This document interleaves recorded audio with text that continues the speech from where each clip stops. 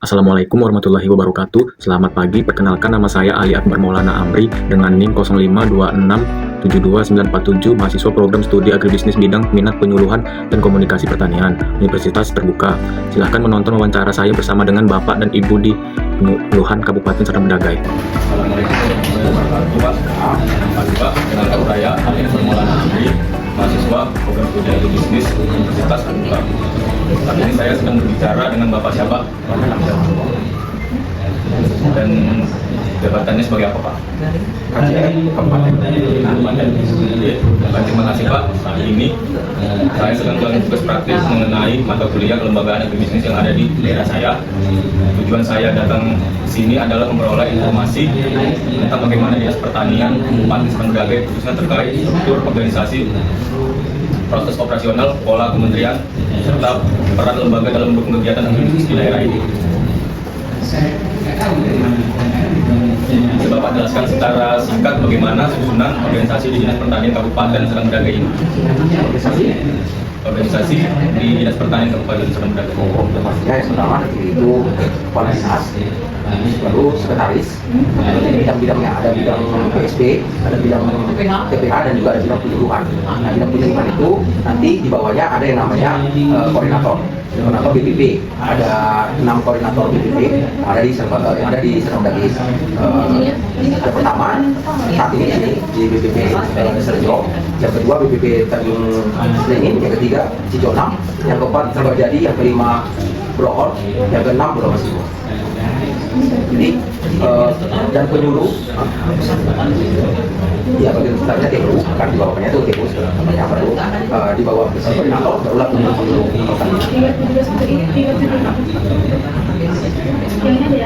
Apa saja bidang atau seksi yang ada di sini, Pak?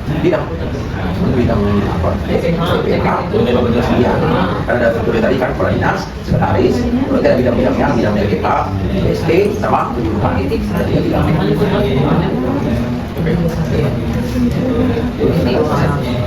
Apa itu? Kalau TPH itu teknologi pengelolaan kan, jadi mereka khusus untuk bagian-bagian teknologi pengelolaan teknologi kalau ada pusat. Kalau PSP apa itu lingkungan dan pertanian ya, itu sana segala bantuan di mereka. Jadi selalu tidak bisa. Tapi kalau sarana dan prasarana PSP kan.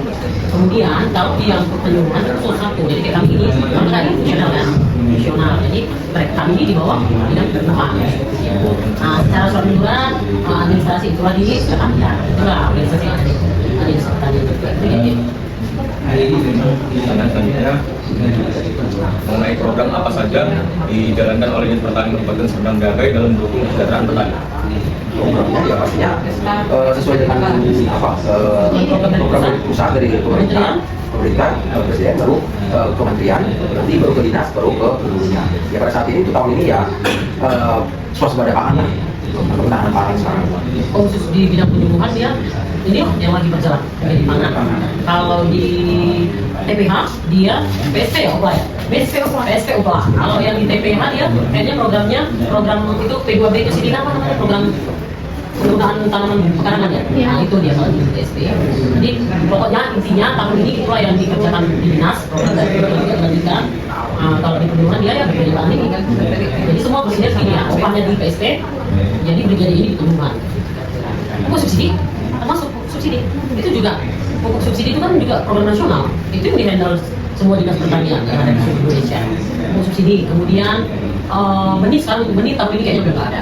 Terus apalagi bantuan ya kalau bantuan Alsintan itu kan dia dioplang ya. Benih ada? Ada benih? Ada. Benih ada kemarin? Ada TPH. TPH itu ya ada juga benih hibrida ya. Siap. Benih hibrida ada. Ini apa? Hibrida. Ini hibrida. Hibrida. Ke BP ya? Kan? Ada juga. Kalau benih kan bukannya berhubungan dengan apa itu juga? Enggak juga, ada juga yang Ya, itu adalah secara resmi yang dikerjakan di program tahun ini. Jadi kayak khusus ini perlu kalau di bidang penyuluhannya ya pembinaan kelompok tani lah setiap yang ada di desa saya kan, karena kan setiap penyuluh pertanian ini kan dia minimal megang menguasai satu kerja. Tapi kerjaan itu semua yang berhubungan dengan pertanian, termasuk subsidi, termasuk kalau misalnya kita beberapa, termasuk kalau teknis di lapangan, misalnya nih bagi mereka kena apa penyakit apa, nah kita yang mensinergikan dengan kemudian KP kan bukan di sini, tapi kita bukan jembatan itu dia. Masalah agribisnis tadi, bagaimana kami jembatan kan belum. Tapi tugas kita hanya memfasilitasi, jadi kerjasama kan.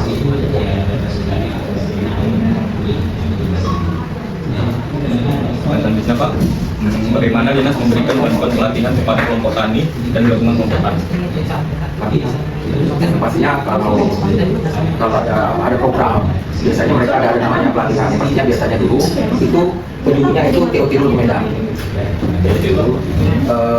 Training of trainer. Trainer. Jadi mereka di Jadi training of trainer itu pelatihan bagi pelaku. nanti ada kegiatan sebenarnya kalau ada kegiatan seperti itu kelompok tani sebenarnya itu ada rapat gabungan itu tentang opla. Nanti dinas PSP lah yang membidanginya dan mereka itu ada rapat tentang opla bagaimana penggunaan usaha ini bagaimana sistemnya di lapangan. Kalau misalnya program yang teranggarkan di daerah itu memang nggak ada, karena kan anggaran kita sama tahu sama nggak ada kan gitu kan.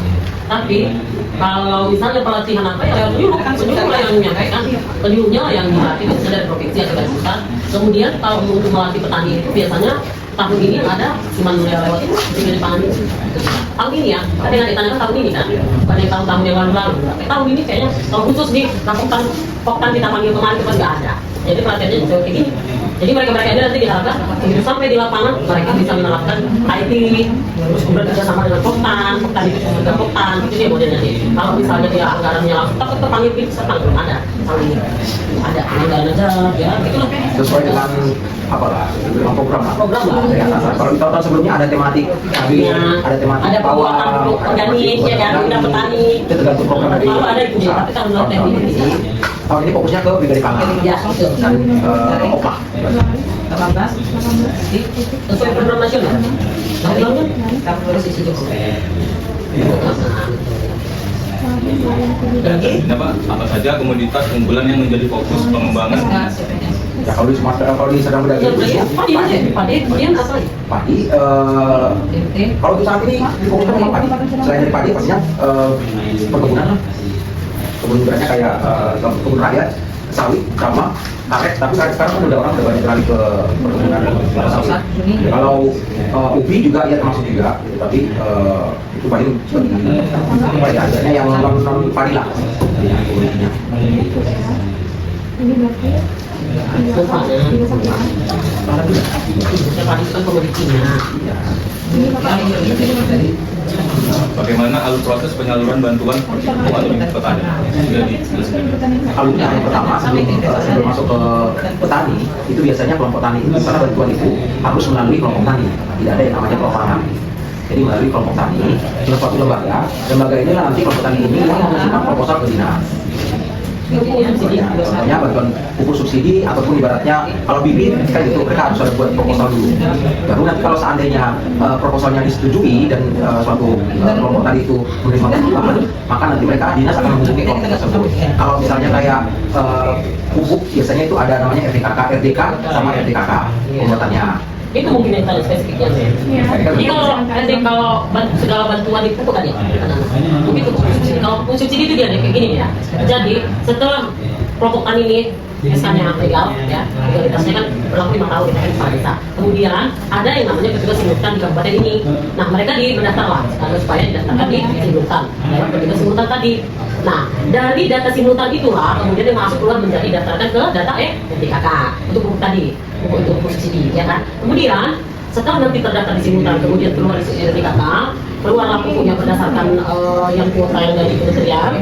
Nah mereka kan ada kios nih, misalnya orang pegawai kiosnya kemarin setelah melengkapi berkas surat pernyataan Bini Gono, nanti mereka di sana ada prosedurnya pupuk masuk dari PI Pupuk Indonesia diturunkan ke kuota sesuai dengan kuota yang ada UD kios.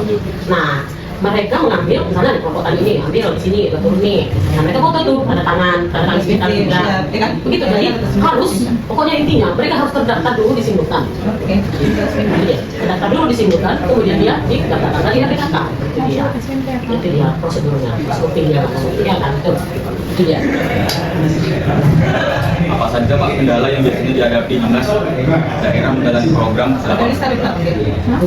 Kalau kendalanya Kendala yang paling Sering sering. apa Oh iya. Kalau kendala apa tadi yang paling sering dia waktu menghadapi di lapangan? Gitu. Terus ada kendala yang biasa dihadapi dinas saat menjalani program di lapangan. Kadang kan programnya itu kan udah dirancang nih, desain ini sebagus mungkin ya kan, sudah didesain sebagus mungkin. Tapi ketika tiba di lapangan, kadang namanya bantuan ini kan nggak cukup ya, satu dia nggak memadai. Nah, jadi kan mindsetnya masyarakat petani ini kan dengan yang di pusat itu kan nggak sama. Jadi begini, sering menimbulkan kericuhan. Ketika misalnya ada perbedaan satu dapat satu tidak, itu ricuh. Kemudian yang kedua yang sering terjadi apa? Mereka sudah butuh, mereka sudah butuh, tapi kan ada beberapa kendala punya belum turun, ya kan? Tadi itu yang pertama yang menangkap kan, ketidaksamaan yang dapat ini tadi. Kalau kita sebagai petugas kita kan tidak, karena anggaran namanya bantuan. Kalau bantuan itu kan berarti dari 100% yang dibantu namanya berarti kalau tidak 20%, 30%, 10% kan namanya lupa.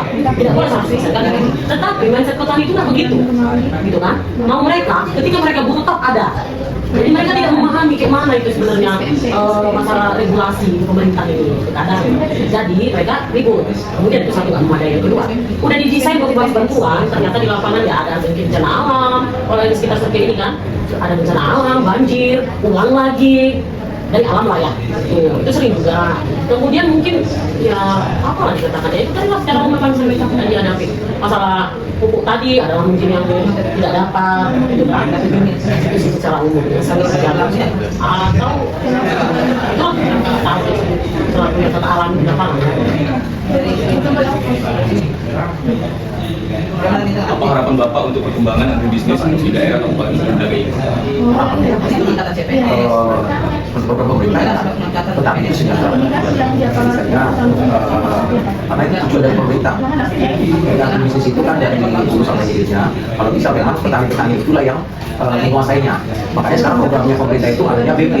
Jadi BP nanti yang mengendal semua kebutuhan mulai dari budidaya sampai pemasarannya. Bahkan hasil tadi kita nanti mereka yang diberikan pemerintah bantuan untuk mengolah lahan pertanian di desanya. Bagaimana peran anak muda dan mahasiswa dalam mendukung pertanian di daerah Kabupaten Sumedang ini? Kalau peran mahasiswanya, ada mahasiswa kan? Karena ada apa? Senang lagi. Maksudnya ini ikut serta mensejahterakan petani yang ada di wilayah lapangannya. Caranya dengan kami ikut program yang Bapak atau dari sebelumnya itu Pak. Program yang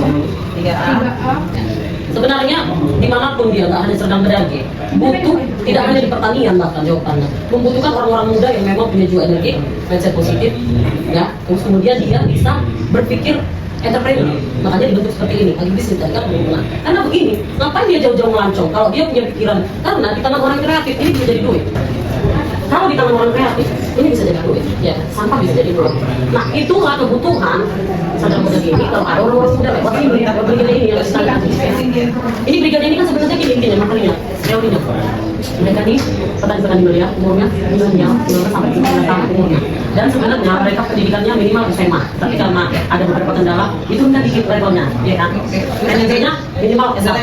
Karena apa? Diharapkan orang yang pendidikannya lebih tinggi, ya, dia punya wawasan lebih luas. Kalau kita orang yang wawasan lebih luas, dia kan jiwa entrepreneurnya harusnya yang dimandang luas, ya kan? Bisa cari. Kalau dia yang jual bisnis ini kan gitu kan?